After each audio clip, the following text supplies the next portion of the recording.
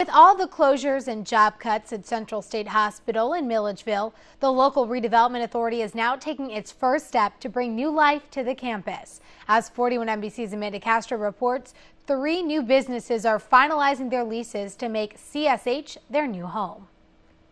With more than 200 buildings and 2,000 acres of land, Central State Hospital is a prime real estate location, but state officials don't have any plans for it.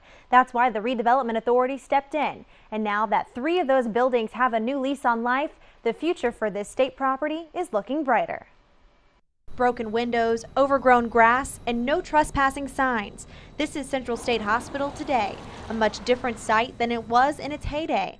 But Darrell Davis sees the Wilkes building as the new home for his STEM school and lab. I fell in love physically with the city and the warmth of Milledgeville, but then I saw the potential of Central State Hospital and the buildings and the land and the opportunity to have a STEM program here.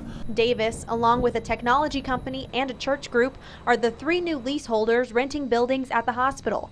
Mike Couch with the local redevelopment authority says these contracts mark a milestone in revitalizing and repurposing the campus. It's positive activity, and coming from the real estate world, positive activity breeds positive activity. So again, this is the first step to the future of the Central State Hospital. The authority is also working with the city of Milledgeville to bring new life to these buildings. It would be a different community, but I think it'll be stronger.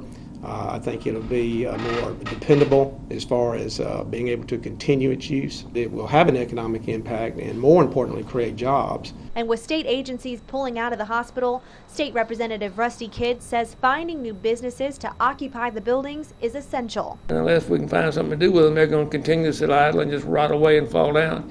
And that's not a smart way for the state to use its assets. With these 3 new occupants, Couch hopes to see the property live up to its full potential. Very optimistic, but still got a lot of work to do. Couch says the leases should be finalized in August, and Davis hopes to open his STEM school next summer.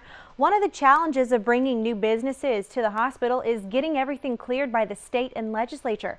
State Representative King is working on a piece of legislation that will cut out the middleman and make it easier for interested businesses to lease or own the buildings.